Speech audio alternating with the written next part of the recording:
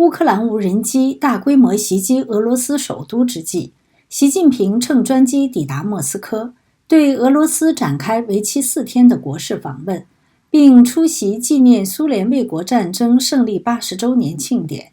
习近平为何要冒着危险前往莫斯科？他此次访问又将如何搅动中俄、中美以及美俄关系呢？你好，这里是希望世界要闻透视，我是杨正。中共官媒于北京时间5月8号凌晨1点多发布消息，中共党魁习近平于当地时间5月7号晚抵达莫斯科，但未配发习近平的影像。外媒的现场直播画面显示，习近平头发花白，但行动似乎比以往出访时更利落。下飞机时，两手并未扶住舷梯。中共中央政治局常委、中央办公厅主任蔡奇、中共中央政治局委员、外交部部长王毅等陪同出访。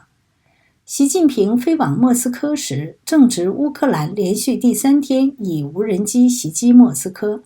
莫斯科市长谢尔盖·索比亚宁表示，俄罗斯防空部队一夜之间摧毁了至少19架乌克兰无人机。这起攻击事件导致莫斯科大部分机场关闭。俄罗斯国家航空公司俄罗斯航空表示，正在重新安排航班时刻表，以应对这次攻击。这次攻击已迫使至少1位国家领导人7号改变航班飞往莫斯科。这就是塞尔维亚总统亚历山大·武契奇，他的飞机改道飞往阿塞拜疆的巴库。俄罗斯国防部7号表示，在过去24小时内，俄罗斯军方击落了500多架无人机，机场关闭影响了至少6万名乘客。预计习近平将于8号与俄罗斯总统普京举行会谈，并于9号出席胜利日阅兵式。中共军队将自2015年以来首次派仪仗队参加在莫斯科举行的仪式，并将首次派仪仗队参加在白俄罗斯首都明斯克举行的同期庆祝活动。据莫斯科方面的消息，预计将有29位世界领导人出席胜利日纪念活动。乌克兰总统泽连斯基批评外国领导人前往莫斯科，并警告说，乌克兰不能为参加胜利日游行的任何国家元首所发生的事情承担责任。俄罗斯总统外交事务助理乌沙科夫6号在新闻发布会上表示，5月8号两国领导人将向媒体发表讲话，然后共进正式早餐。早餐后，双方将一边喝茶，一边进行保密的1对1会谈。乌沙科夫补充道，近年来每次俄中峰会都会列入这样的议程。你们也知道，在这种所谓的茶话会期间，我们两国战略互动中所有最重要、最关键的问题，当然也包括最微妙、最敏感的问题，都会得到讨论。乌沙科夫说，我相信谈话期间将讨论最重要的问题，包括乌克兰问题，如果你愿意的话，还有俄美关系。乌沙科夫补充说，一切你能想象到的。他说，此次正式访问的内容将非常丰富，会谈将先以小范围形式开始，随后将转为扩大形式。乌沙科夫称，俄中关系目前正处于历史最高水平，莫斯科和北京都将其视为堪称典范。当被问及两国领导人是否会讨论西伯利亚力量2号天然气管道问题时，乌沙科夫表示，我认为自然的，所有的经济问题、能源问题都会被讨论，当然会讨论。总部位于华盛顿的智库欧洲政策分析中心非常驻高级研究员马蒂厄·布莱格表示，习近平和普京展现的团结背后，中俄关系的本质仍然更加复杂。他在5号智库举办的虚拟研讨会上表示，两国可以在一端是朋友，也可以在一端合作，但在其他方面却互相攻击，甚至在两国关系的某些方面实际上是竞争对手。他预计习近平此次访俄期间将发表一系列声明，涉及中俄关系的各个方面，这可能被解读为北京和莫斯科之间合作的加强。但接下来最重要的是后续行动。他并补充说，通往中国的西伯利亚力量2号天然气管道10年前就已提出，但至今仍未动工。该智库研究员玛利亚·格卢别娃在同一场研讨会上也表示，他不会高估习近平4天访问的意义，因为他之前也对其他金砖国家进行了类似长时间的访问。格卢别娃说，我同意，实际上象征意义很重要，或者至少在这种情况下同样重要。但他补充说，中国和俄罗斯确实有很多问题需要讨论。乌克兰自由电视台引述政治学家费先科的观点称，与1-2年前不同，习近平现在对战争问题毫无兴趣，他现在更关心美国试图和俄罗斯达成重大协议，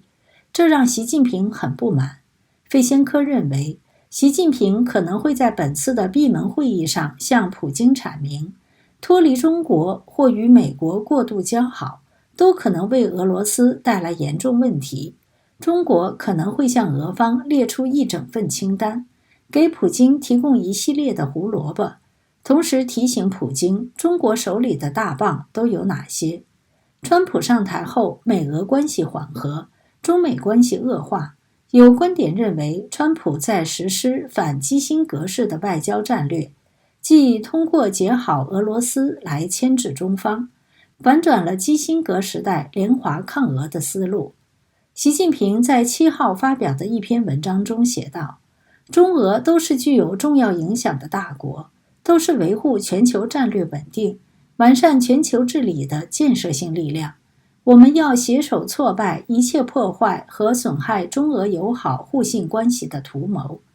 对于习近平此次访问俄罗斯，川普总统至今未发表任何评论。不过，美国国务卿卢比奥在接受福克斯新闻频道的专访时指出，乌克兰战争不是不重要，但我是说，长远来说，中国发生的种种对全球的未来更为重要。川普核心圈长久以来都把中共说成头号大敌，部分人士暗示说，终结俄乌战争将空出资源来对抗北京当局，尤其是如果北京寻求对台采取行动的时候。5月6号，海外平台疯传题为劝习近平下罪己诏，莫再践踏国家命运的反习公开信。公开信开篇表示，习近平先生，我们是一些普通的中国人，有的身处海内，有的漂泊海外，有的在学术讲坛耕耘真理，有的在街巷民间见证苦难。我们写信给您，只因一个共同的愿望，希望这片生我们养我们的土地不再在错误中沉沦，不再沉默。信中控诉，习近平自2012年出任中共中央总书记以来，执政已超过12年。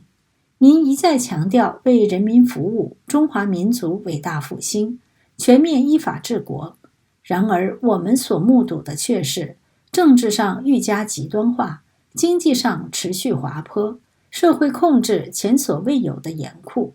国家正一步步陷入前所未有的制度性危机与信任崩塌。信中指出，您以定于一尊的当今皇帝姿态，集党政军大权于一身，通过修改宪法打破党首和国家主席任期限制，自封核心之位。既然如此，您作为孤家寡人，也理应承担历史对这一切的责任。信中表示，我们写这封信，不是奢望您彻底改弦易辙，而是希望您能够在仍掌权之时，尚未为历史彻底定死之际，效法古人之智与勇，下一个罪己诏，承认错误，清算政策，缓解社会撕裂，为国家保留一丝重构的可能。此前，广州华南理工大学教授兼生物科学与工程学院院长林颖，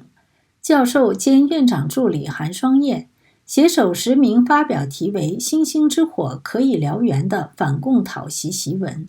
随后两人双双被解除职务，个人讯息遭删除。这里是希望世界要闻透视，感谢您的陪伴与思考，请订阅、分享并打开小铃铛，一起在动荡中坚守真相，在黑暗中点燃希望。